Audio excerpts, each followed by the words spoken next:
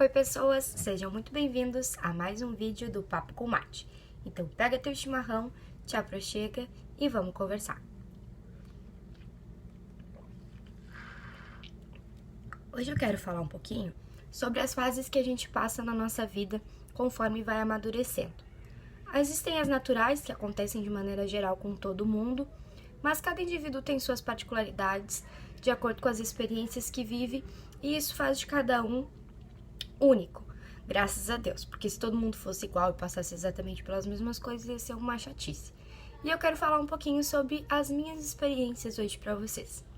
Eu costumo dizer que todo Pokémon evolui, e a gente deve fazer igual eles e evoluir também. E é isso que eu tenho buscado e vou buscar cada vez mais pra mim. Bom, quando eu era novinha, no tempo da escola, que eu era adolescente, eu, como a grande maioria, só queria curtir. Tudo era bom, tudo era farra, tudo era festa. Como a grande maioria dos adolescentes, eu era bastante impulsiva, fazia coisas que davam na cabeça, sem pensar muito nas consequências depois. Deixei de valorizar muita coisa que hoje eu vejo que eu deveria ter valorizado mais, algumas pessoas também. Por exemplo, os meus estudos. Eu nunca fui a pior aluna da sala, nem poderia, porque minha mãe é professora, então eu nunca rodei de ano. Mas com certeza eu poderia ter sido bem melhor, poderia ter me dedicado bem mais. Eu sempre gostei muito de conversar, como vocês já sabem, e isso é uma coisa que me atrapalhou bastante em relação a isso. Eu achava que tinha muitos amigos, né? Eu usava essa palavra amigos.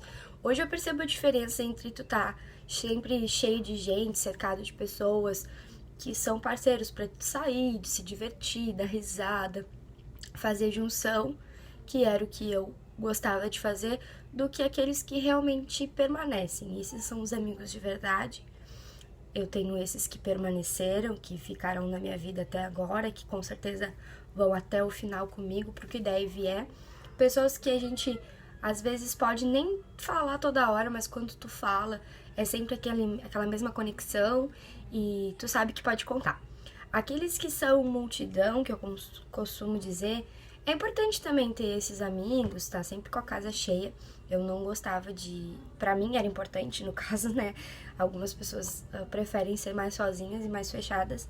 E eu nunca gostava da solidão. Silêncio e solidão é uma coisa que não existia pra mim. Eu odiava mesmo estar sozinha. Hoje, eu já tenho esses momentos que eu prefiro ficar mais na minha, mais quietinha.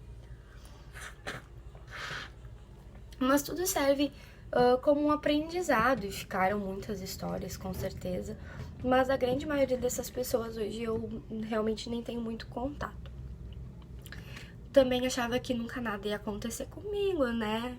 Corri vários perigos aí, coisas que eu não aconselho vocês a fazer, como, por exemplo, andar no carro de quem tava bebendo, coisas assim. E hoje a gente consegue perceber o risco que corre, que quando a gente é adolescente a gente acha que nada nunca vai acontecer, né?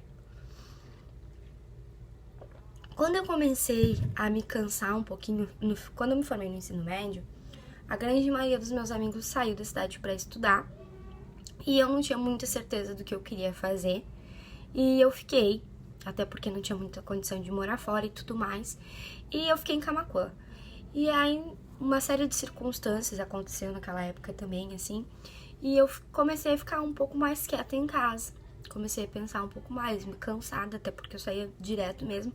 E aí eu tinha meio que me cansado dessa coisa de festa, né? Porque é sempre as mesmas pessoas, cidade pequena, aquela coisa toda. Aí eu comecei a ficar mais reservada e nisso já comecei a perceber coisas diferentes e ter outras visões e tudo mais, onde várias amizades ficaram pra trás. Enfim, na época eu sofri bastante com isso, mas como eu disse anteriormente, eu acho que tudo que acontece existe um motivo para que a gente se torne quem a gente é, né? Então, na época eu achava que era o final do mundo e na verdade, né, tipo, são coisas que acontecem pra gente evoluir. Quando isso aconteceu nesse período, logo em seguida eu engravidei do Otávio. Então eu pulei ali daquela fase da adolescência direto pra vida adulta, porque não tinha muita opção, né? Eu ia ser mãe e eu precisava me preparar pra isso. Eu tinha um relacionamento bastante recente, como eu já falei no outro vídeo. Não deu certo, por uma série de circunstâncias a gente terminou. E a minha gestação foi um período, assim, com dois lados. Bem tranquilo pela fase, assim, que eu, tipo, tive apoio e tudo mais. Pela parte, né, que eu tive apoio. A gravidez do Otávio foi bastante tranquila, mas emocionalmente bastante instável também. Até pela minha relação com o pai dele. E pelo aquele medo, né, do que ia acontecer. Afinal de contas, eu tinha 18 anos. Mas quando eu ganhei ele, me tornei mamãe, como eu já falei antes,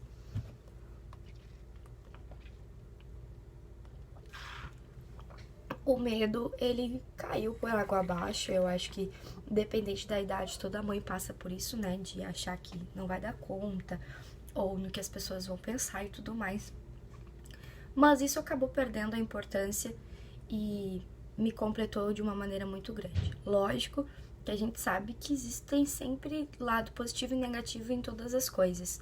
E eu senti bastante isso, assim, com pessoas que se afastaram, e ainda mais que hoje eu sei que a minha mãe sempre disse pra mim, sempre escutem as mães de vocês, porque querendo ou não, elas têm razão, é difícil de aceitar, mas é verdade. A minha mãe sempre disse, Deus não tira, Deus livra. Então, é verdade, são pessoas que não tinham nada pra acrescentar.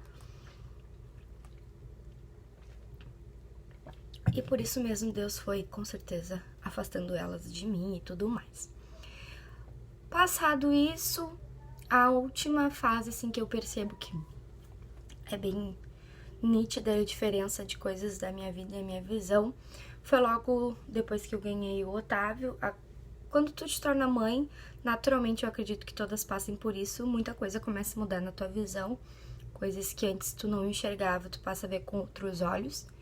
Então isso começou a acontecer, mas o grande abismo de diferença pra mim aconteceu no ano passado. Vai fazer um ano agora, na Páscoa, que esse processo começou a acontecer, que na verdade foi a maior transformação e a mais importante pra mim até agora.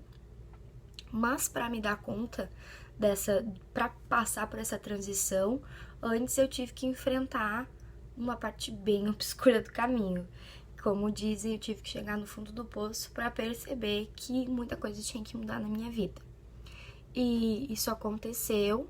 Eu tive um quadro de estresse pós-traumático, foi diagnosticado dessa maneira, que acabou acontecendo por conta do estresse do trabalho e tudo mais. Eu trabalhava no comércio, todo mundo que trabalha no comércio tem uma vida bastante agitada, né? A gente trabalha uma carga horária bastante puxada, é realmente bastante estressante. Eu só tinha o domingo e eu vivia assim no automático já. Mas até então eu sabia que eu não tava bem, porque eu vivia irritada e tudo mais, mas eu achava que isso era somente por conta do meu trabalho mesmo, né? De estar vivendo essa questão de sempre correria, eu tava muito cansada, eu tinha muita dor nas costas, eu tinha dor de cabeça todos os dias, eu tava sempre irritada, paciência não era nem 0 mais, era -1, então, tipo, foi realmente bastante pesado. Só que quando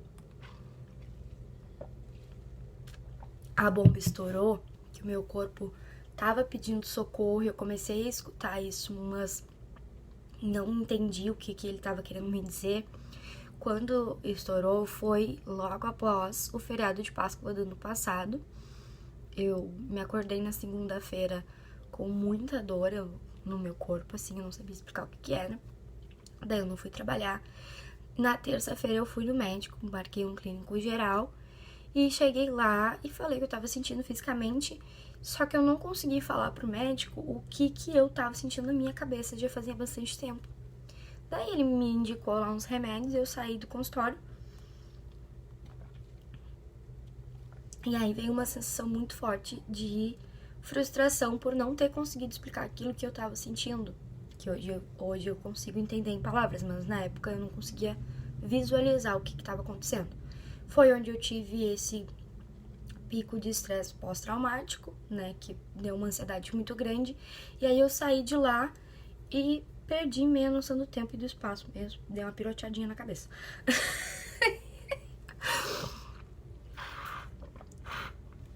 Aí eu queria muito chorar. Eu só queria chorar, assim, tipo, eu queria gritar. Que nem naqueles filmes que as pessoas vão lá no alto da cidade lá e dão uns gritão, assim. Eu queria fazer isso. E aí eu saí caminhando. Caminhando. E aí eu fui do centro até a prainha. E aí eu fui caminhando até lá, chorando muito, e eu perdi a noção do tempo. E aí eu tava com meu celular, e quando eu me dei conta que eu olhei assim no meu celular, minha mãe tinha me ligado 1000 vezes.